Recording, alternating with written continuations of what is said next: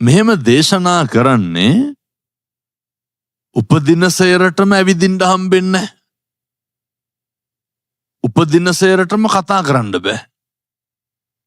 උපදින සේරටම ඇස් පේන්නේ.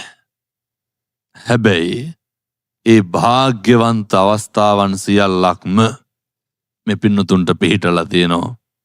අපිට පිහිටලා තියෙනවා. මේ කිසිම දෙයක අපිට අඩුපාඩුවක් නැහැ. අදිෂ්ඨාන කරගන්න ඕන දැන්. ප්‍රාර්ථනා කරන්න ඕනේ.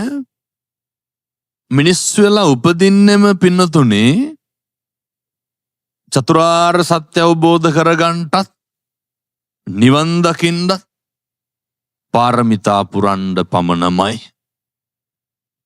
පාරමිතා පුරන්න තියෙන අදිෂ්ඨාන කරන්න ප්‍රාර්ථනා කරන්න තියෙන එකම අවස්ථාව මොකද්ද? ඕක සත්තුන්ට කරන්න බෑ.